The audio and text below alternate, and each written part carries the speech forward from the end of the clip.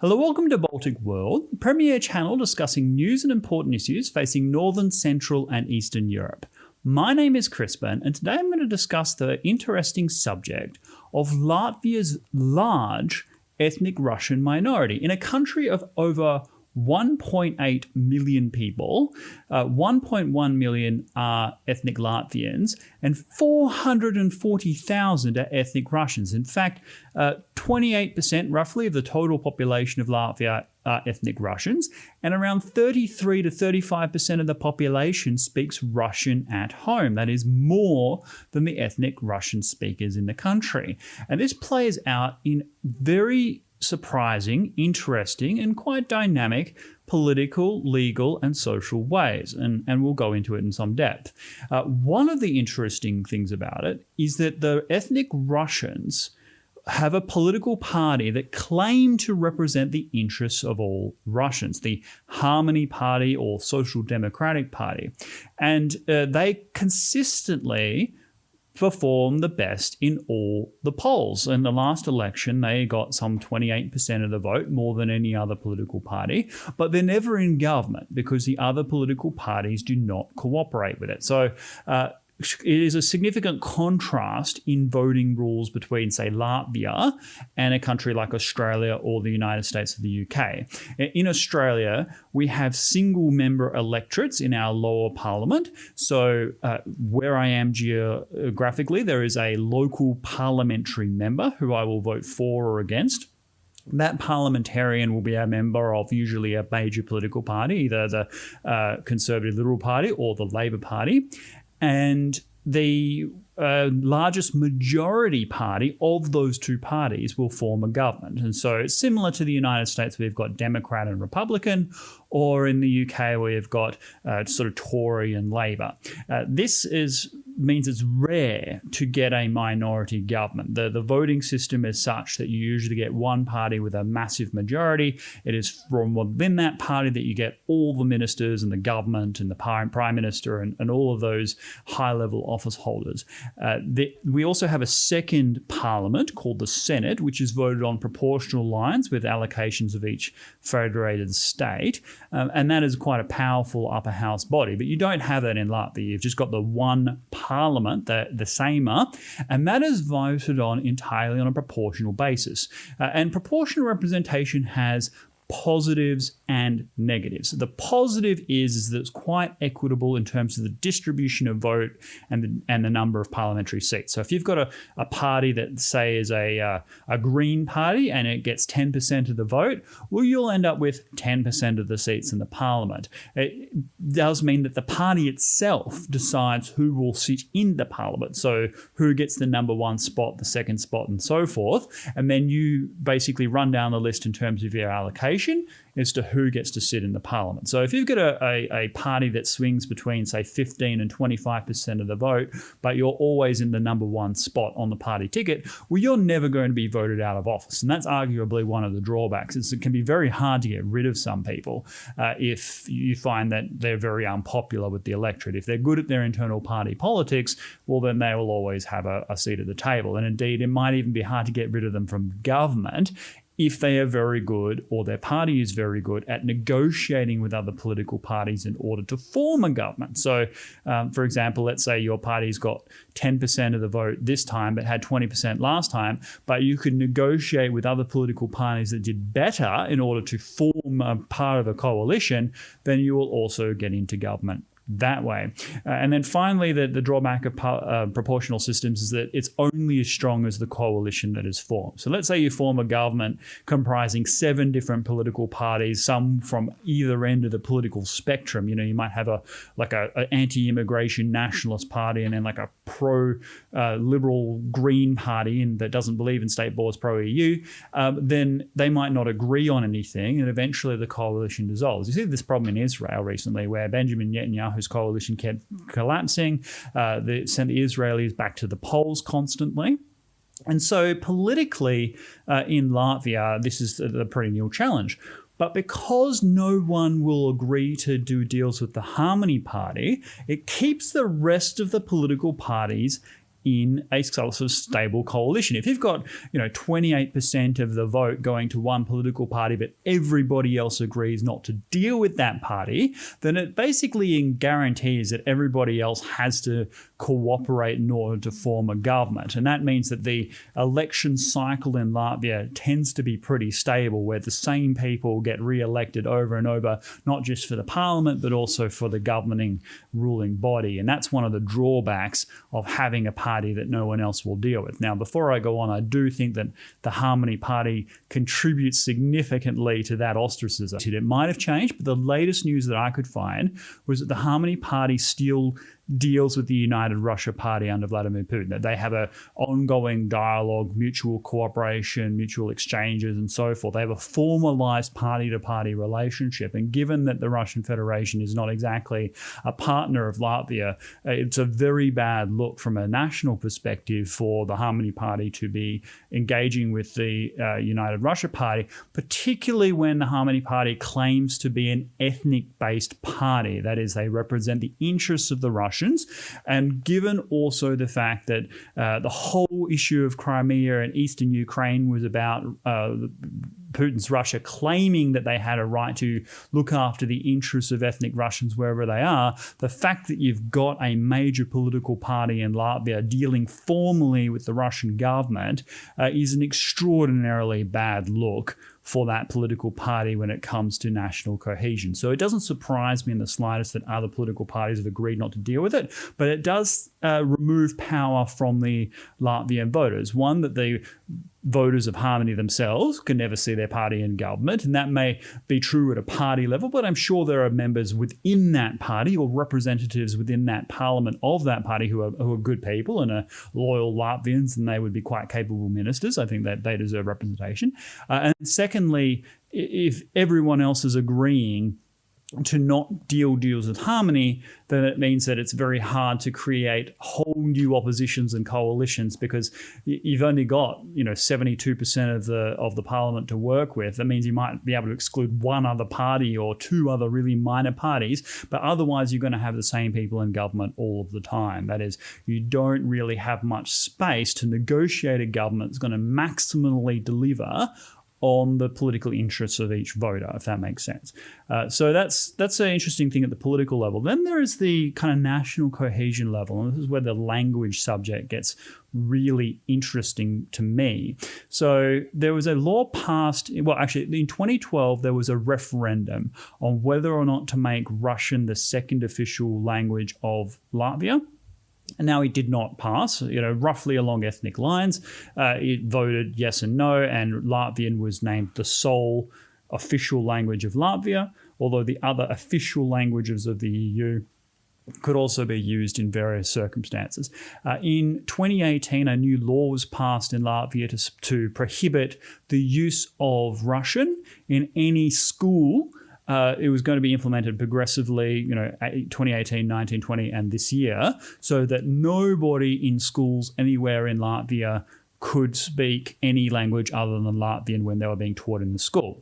Now, I fully agree with that policy on its merits. That is that Latvians, if you've only got 1.1 million Latvians in Latvia, then they have a sacred duty to uphold and preserve their language.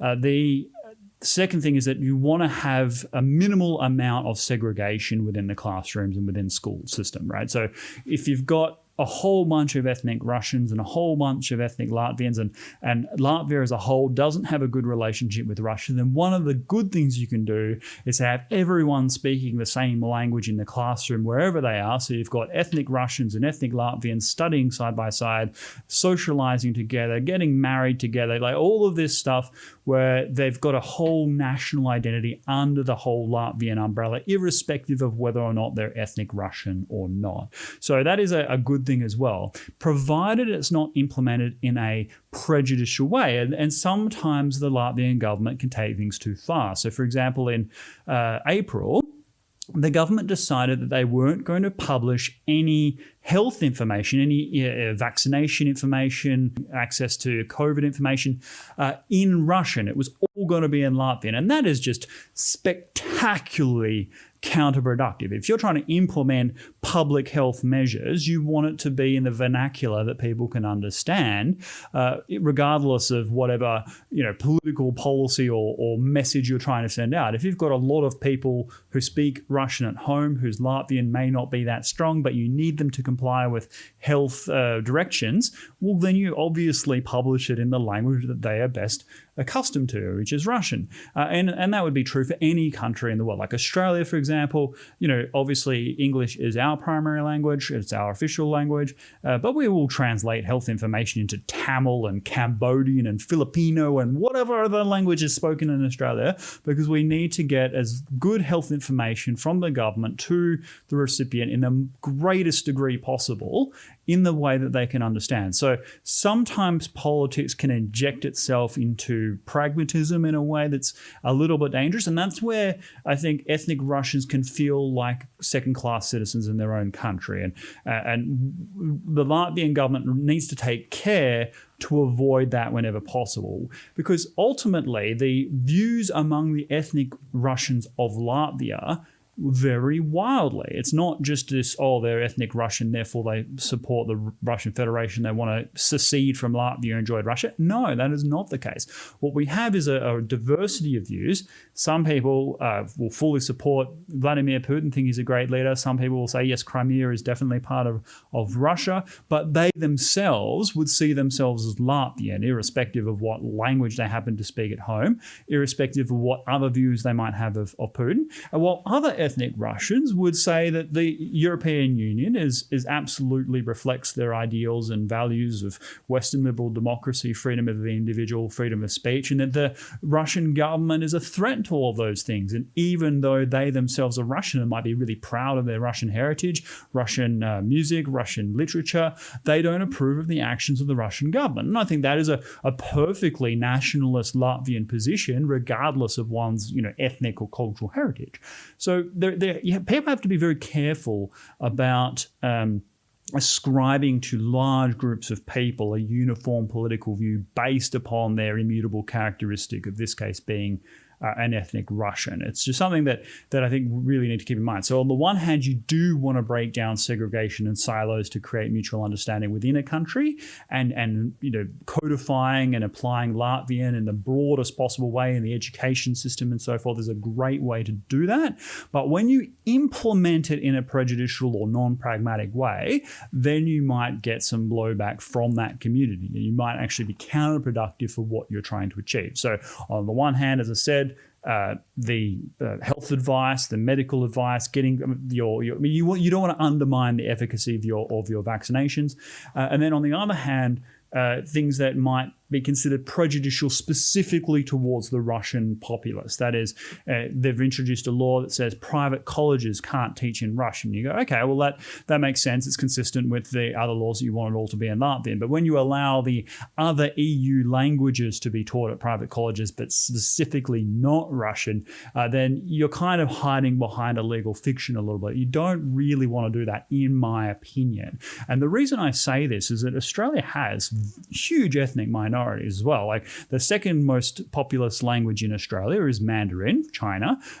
We have something like 8 or 9% of the total population is Chinese, a couple of million people, plus a huge temporary population in terms of students and business people and the like.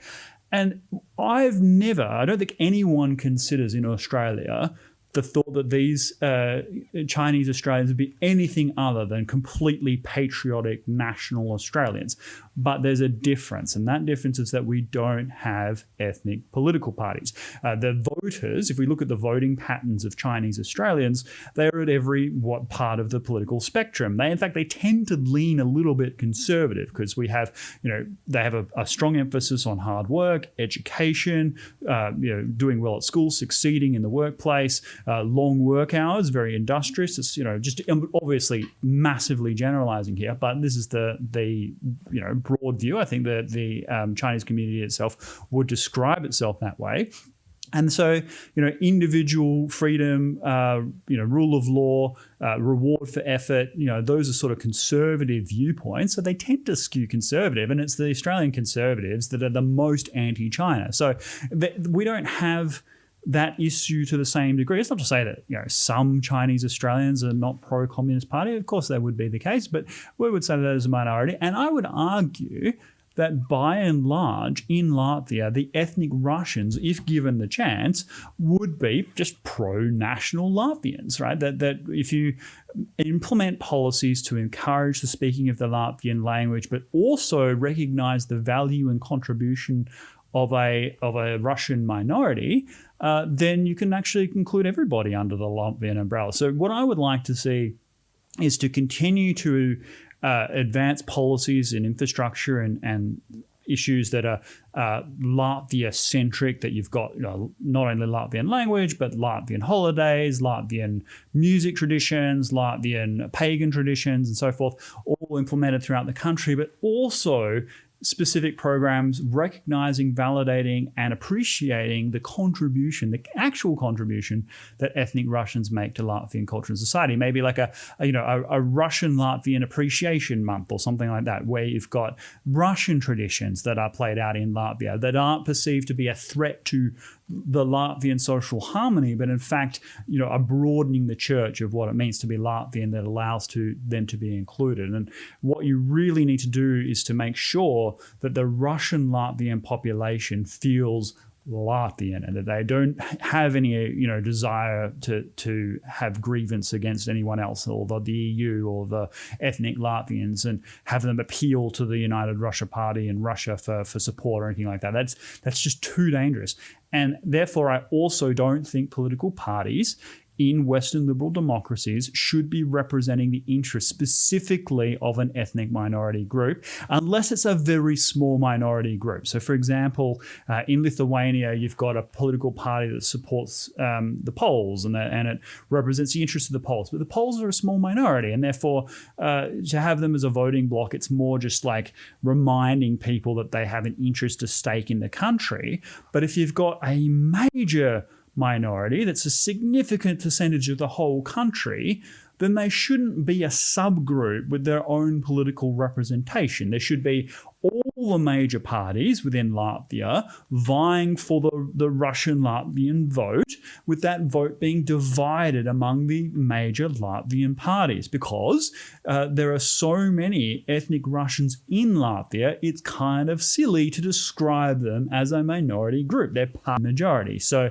I think that the Harmony Party is rightly ostracized, but it creates a political paralysis within Latvia that they exist and report to represent the interests of the Russian ethnic minority. What I would suggest that the other political parties do is that they chip away at the Harmony base by reaching out to the ethnic Russian minority and persuade them at future elections that voting for Harmony isn't really going to help them. If they have more membership within the broader parties that are represented in Latvian government, then they'll have a bigger voice within government, and that they'll be able to influence the parties themselves. So that's my view. I'd love to hear your perspective on this. What is the healthiest way to have national cohesion where you've got two very large groups of people, ethnic Latvians who's, very much trying to preserve and protect the Latvian culture and tradition as a very small number of people.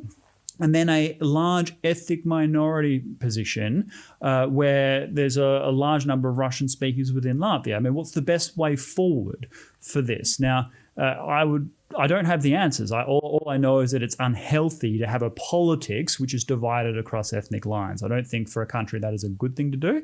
I think it's perfectly understandable for a small number of people, in this case the Latvians, to want to preserve and protect their cultural traditions. In fact, I think they have a sacred duty to do that. And the laws that reinforce that, I think we should totally support, but without making the Russian ethnic minority feel any less Latvian. They should be upheld as integral parts of the Latvian nation.